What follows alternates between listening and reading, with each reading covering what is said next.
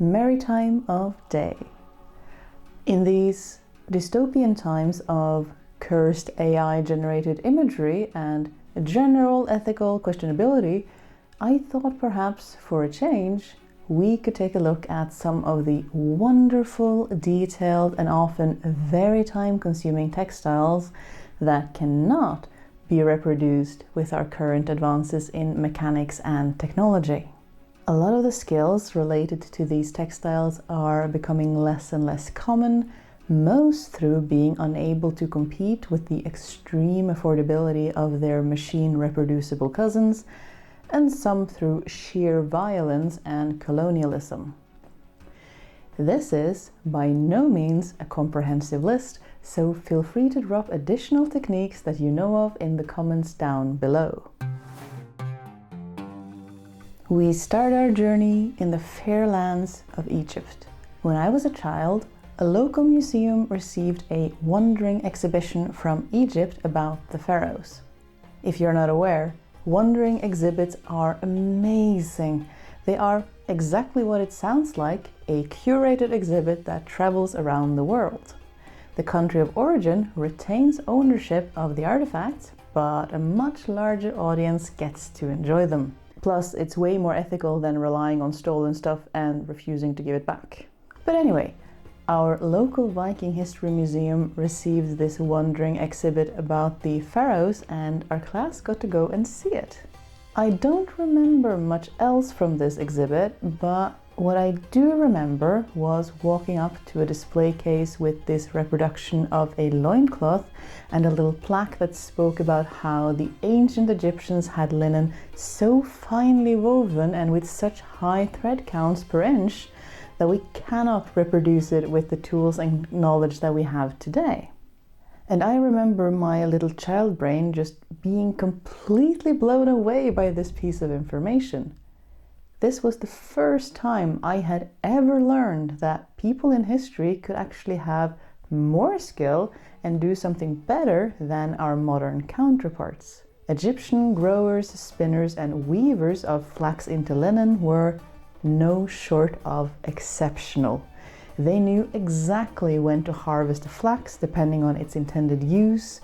Spinners turned fiber into thin but remarkably consistent thread using nothing but their thigh and hand spindles. And weavers turned that thread into cloth, again using deceptively simple tools for some amazingly detailed results. Ancient Egyptians also revered linen in and of itself.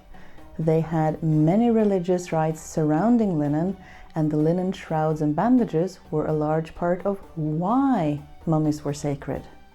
That is not to say that this skill or sanctity was at all appreciated by the usually white male Victorian grave robbers who made a sport out of who could defile the most burial grounds in the least amount of time.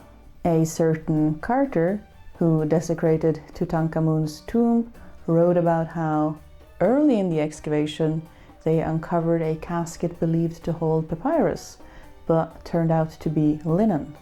Something that he wrote was naturally disappointing.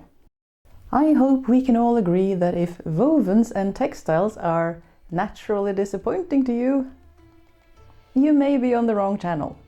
But why do Egyptian linens make it onto the list at all? The spinning and weaving mills were, after all, such a huge part of the Industrial Revolution. Well, it is all to do with just how well they did it. The ancient Egyptian artisans were able to maintain long, unbroken fibers of their flax to spin into fine linen thread that could be stacked really neatly next to each other for high thread counts of at least 200 by 100 threads per inch. For reference, here are a few of my linens, and I know we have much better fabrics in the world, but as you can see, the thread counts are just not even close. Some of the finest cloths were also exceptionally light, with one piece measuring 1.6 by around 5 meters, but weighing less than 150 grams. Our modern machinery is a bit rougher on the fibers, often shortening them, something that means the thread has to be spun slightly thicker to stick together, but also something that produces a fabric more likely to suffer from pilling on the surface.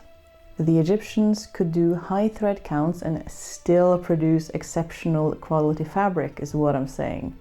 And after cotton was introduced to Egypt in the 1900s, it should perhaps come as no surprise that the Egyptians did, and still do, excel at making fine fabrics.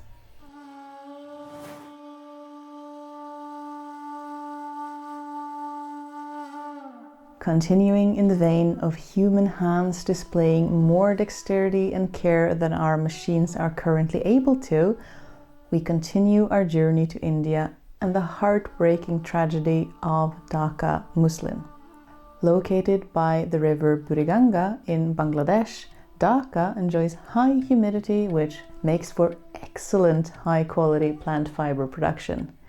And the nearby river Meghna was the only place in which Phytocarpus, a specific and rather fickle species of cotton, would grow.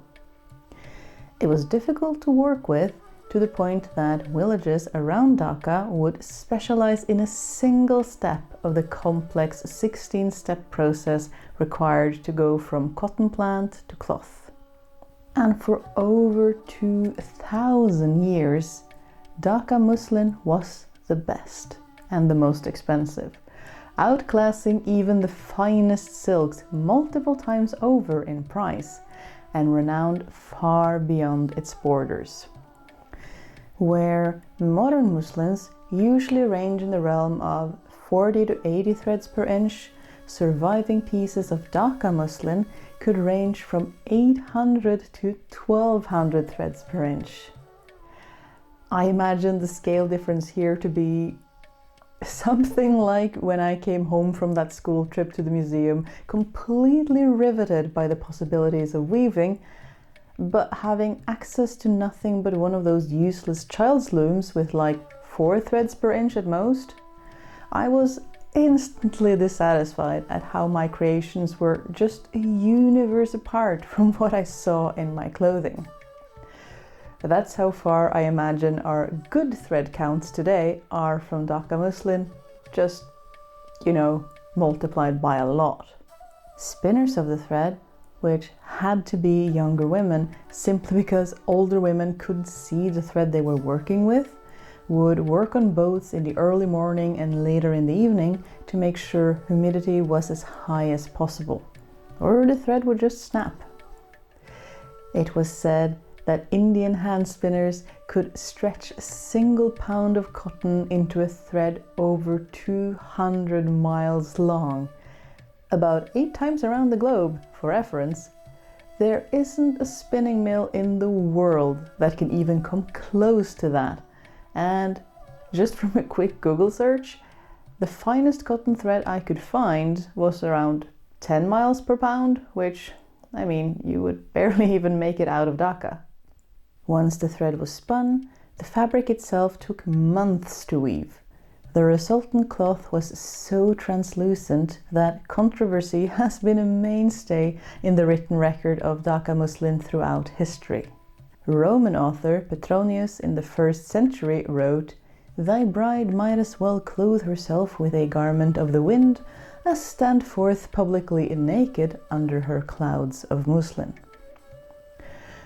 Berber Moroccan explorer Ibn Battuta in the 14th century and Chinese voyager Ma Huan in the 15th century both praised the exceptional cloth.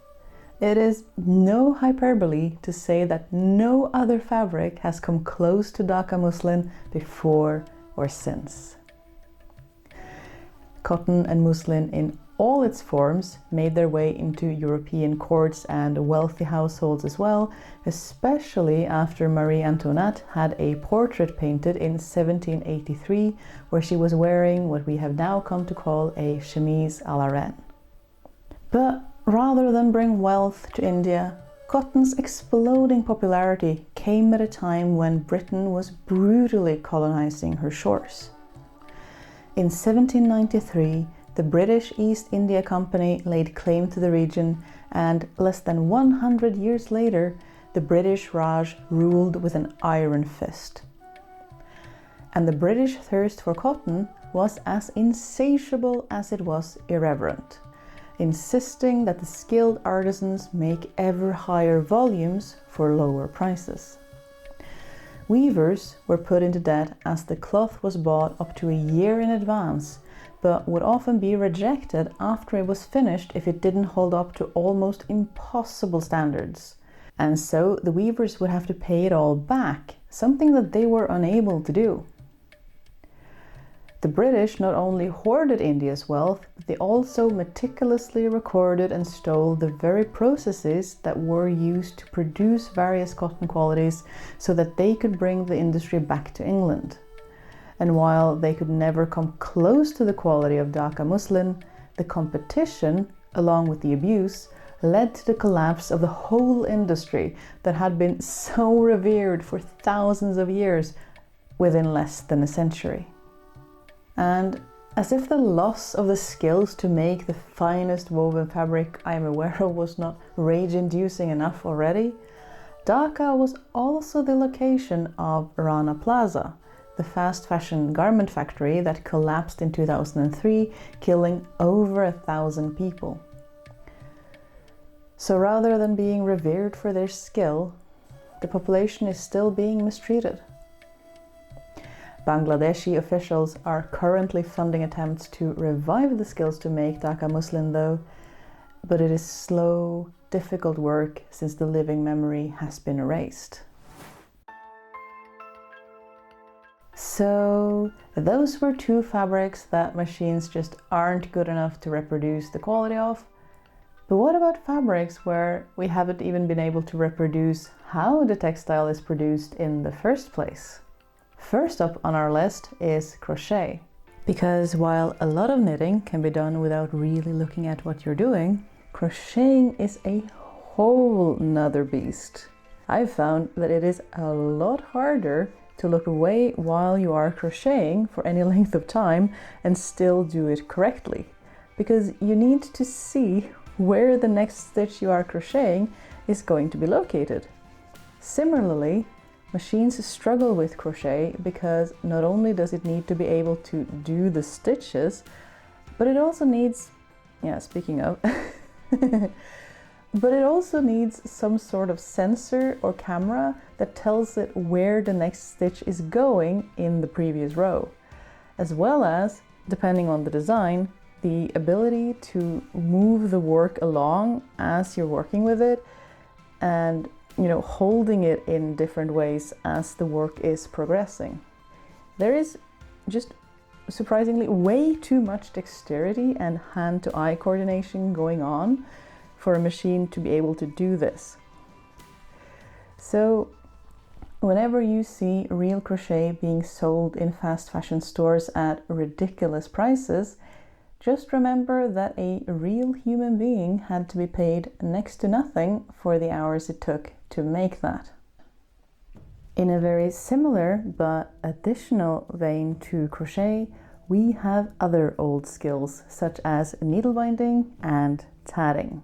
These techniques take things up a notch because while crochet can be at least done with a continuous amount of yarn, needle binding and tatting both used fixed amounts of yarn because they are made by knots rather than loops. Rather than a hook pulling new stitches from old, we have a needle or shuttle filled with thread and they go through the previous stitches entirely.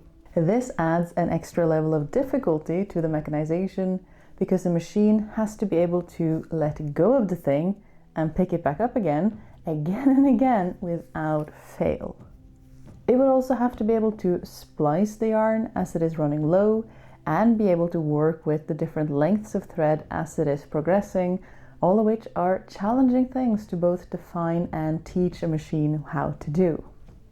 It is no coincidence then that the processes we have been able to mechanize are things like spinning and knitting, where a constant tension may be applied and is oftentimes beneficial. Even if a machine can be, as we've discussed, a bit more heavy-handed in its approach. It is no coincidence either that these last techniques that I mentioned have become more and more obscure over the years, as human hands just cannot compete with machines when it comes to sheer volume and affordability. But where we can compete then is in the breadth of techniques and in the excellence of their execution, especially in crafts where a tactile touch is essential. Keeping handmade crafts alive then, in spite of all that would encourage you to do otherwise, can be seen as an act of rebellion. Happy resisting! Okay, let's try this one more time before I melt.